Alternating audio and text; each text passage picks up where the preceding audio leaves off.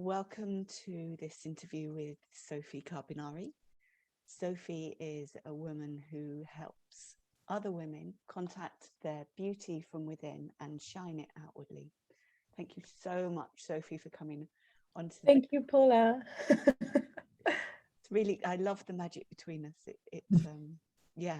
My intention for today was to shine some light into the world. So you were my first choice because that's what you do so naturally. Thank you. Can you tell us a little bit about yourself, please? Yes. I'm Sophie Carbonari. So I have 32 years old. I grew up. I'm born in West Africa, and I grew up in south of France. So I have like multicultural background in terms of my family because I'm adopted. I am in the beauty industry since 13 years now, and I'm an entrepreneur. Although, yeah. That's quite a jump. You've achieved so much from the beginnings of what could have been Yeah. it must have been traumatic life, but you've turned your life around completely. Mm-hmm. From what I know about you, you spread love. Yeah. Yeah, I mean, I try, I try, I try. It's really the good thing is like I find my how doing my job give me the opportunity to uh, in getting peace of in my mind, and it's really cool because when I'm in contact with my clients, that help me to ground it me and to feel good, to be able to spread love and balance. It's kind of it's a healing for them and it's a healing for me too. And you work with your intuition complete. I mean, you're one of the most intuitive led women that I know. Yeah, thank you. Can you share a little more about that? Yeah. What that feels like for you. So first it's the idea is like I always when I do my treatment, I create my own protocols. I never follow like when I was working for others and doing the protocol of others, I always feel like a little bit frustrated and everything. So when I started to work on my own, the idea was really to customize the protocols and adapt the protocols depends of the need of the person.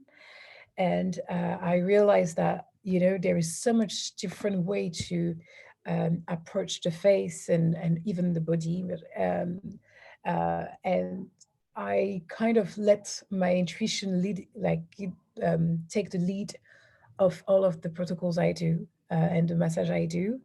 And in the other parts, it's for my product, I do my own product, and so I just have this really strange kind of feelings of with the plant.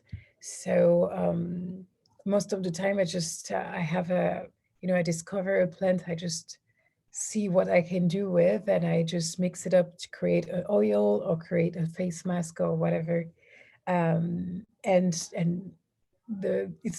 the things I love. It's like it's it gives us a result, and even if people didn't really have this perception before, the way I just managed it, make it different and make it works, and I love this. Did you have this gift from birth, or is it something that you've developed? I think so. There's. I think I have this gift from birth because when I was little girl, I always liked my parents had a garden, and I always like like, hang out, taking the flowers and mix it up for nothing, but it was really a kind of play that I used to love, to create fake perfume and fake products. So it's really something that came from really, really my like since the beginning, I think.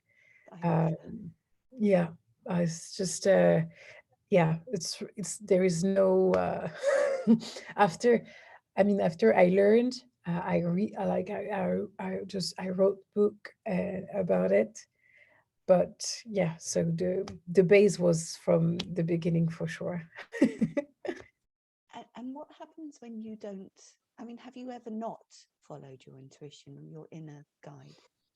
Yeah, I mean, it's difficult because I think, I mean, you're pretty aware about it. It's just, I like the word outside put us to not follow our intuitions. Everything is made it to create the kind of codependence to the others, just to be sure that we stay in the line and we don't. And I was never like this first because I'm a dyslexic person too. So I think this is something that impact the fact that someone told me how to do it impact me since I'm child really strongly. I mean, in a bad way. Because it was like the way to learn how to write and how to read, and everything was really, really difficult for me. Um, then after, when I start to work, the process of being working for others, and especially others who didn't have any patience for, and really like making the things for money and not for um, in a healing kind of kindness purpose, that really like impact me. Then when I start to start to go on my own first, because I was really young, I stopped my company.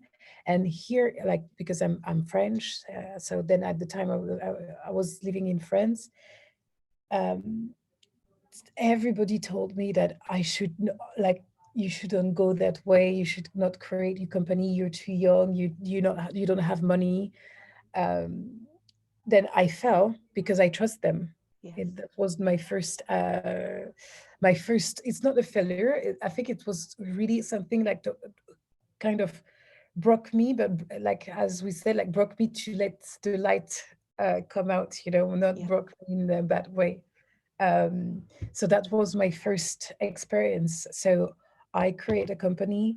I listened to people around me, and I fell.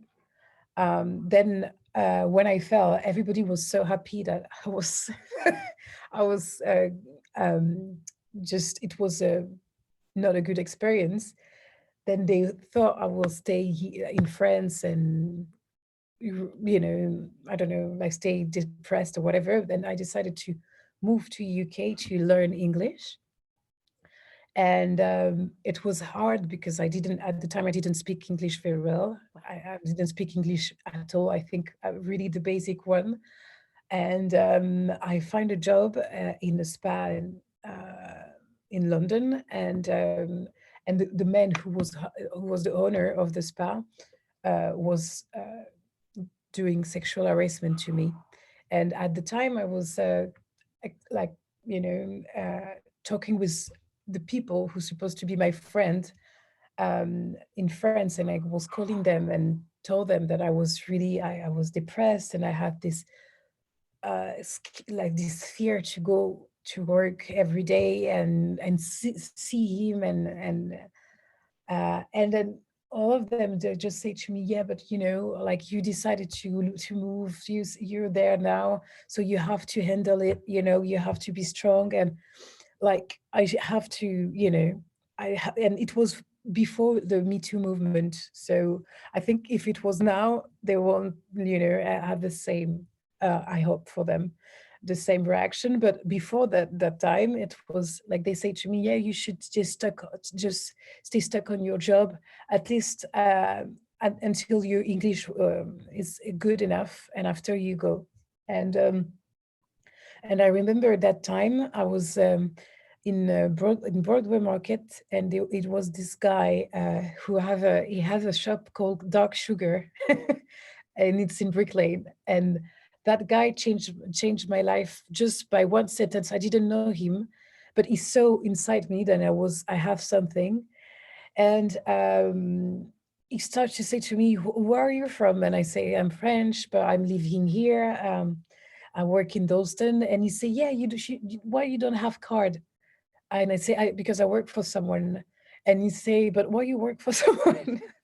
And I say, "Because my English is not good enough." And he say, Your English is perfect." And he look at me in my eyes and say, "You should get out of the box." And it was the first like one of it was a stranger Yeah. just say to me what I was needed from my friends. And that was the first liberation, and that was the first wave that lead me into what I do now. So meaning like try to respect my integrity and who I am before then taking decision about being feared and losing money, or being feared and losing my flat or whatever. Because if I follow my intuition, I will always be safe. And even if it's hard, it's always challenging, of course, because even this year was complicated.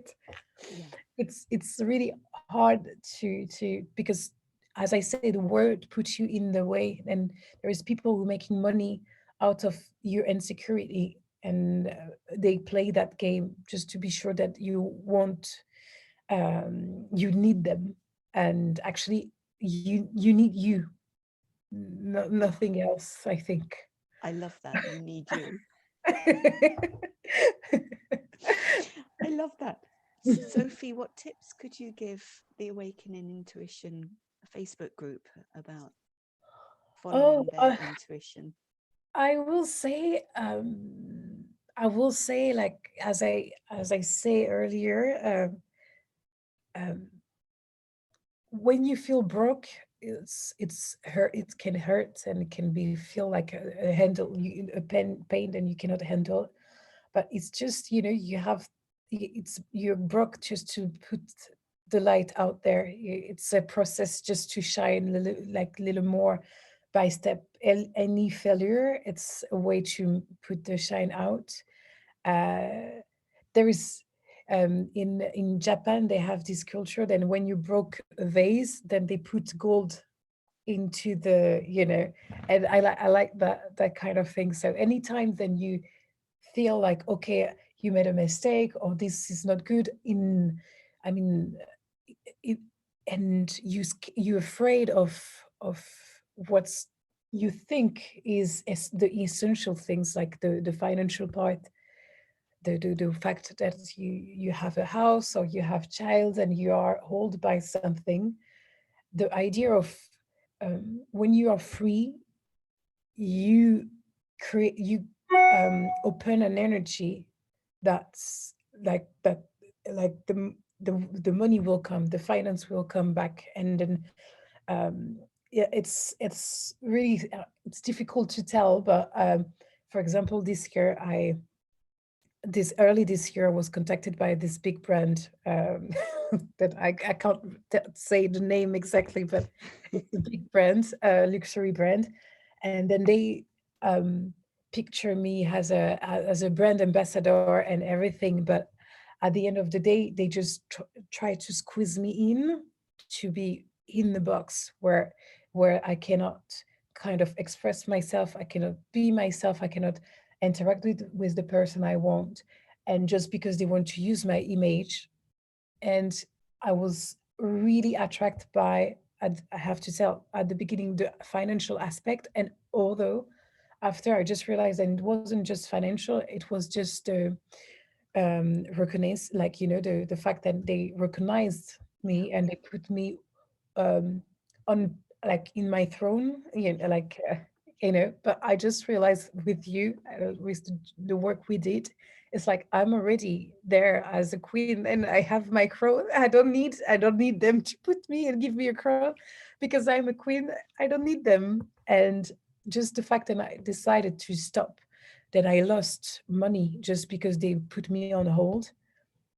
When I decided to say stop, there is another company who came and give me the money that I was needed at the time. So it's really something, because when you work for what you do, when you do you things, what you do, what you love with patience and empathy, and then you give love to others, that is definitely is bring back to you. But when you lie to yourself and you make, you don't follow your intuitions, there is something you is broke, and it's broke has it just open a door to others to come and pick things up out of you without, nourishing you really. I think that's Yes. something I understand. Yes. Yes. Having been through it recently as well. I Mm. love that. I love the when you open an energy, Mm. and this what you were fearing just Yeah, comes towards you. yeah, Yeah. definitely. It's and now more and more I decided to not, like, I I I don't know where I will work from September, because I've been kicked out of my, like, what I consider as like my office, because and like, because people are envious and people are not really kind. But it's I just decided that it's okay. It's not like, I just say, like, if those people once try to broke me, it's because they of their own issues, it's not me or my way to behave, because I'm sure about what I spread to the world is that it's not bad. It's Mm. kindness and love. So if they're not allowed to, it's if they're not willing to take it, it means then I have to go. So then I decided to go.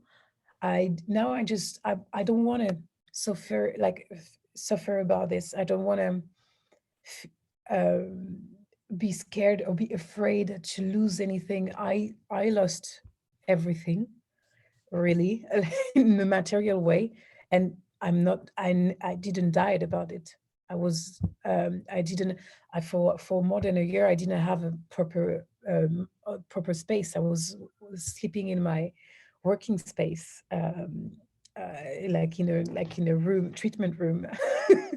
And I was doing this for a year, and I have to confess that I survived about it, and it was a kind of, it's I, it was good for my spirit, because I kind of killed the bad ego, and I just realized that I'm not what I have. I'm something more than this, Much more. and I think this is the good tips that I have to give. It's, we are not what we have, like the money we have, or the flat we have, or the material we have.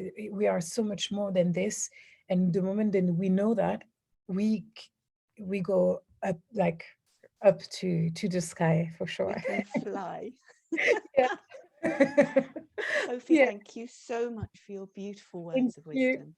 Thank I know that other women will gain a lot from what you've shared.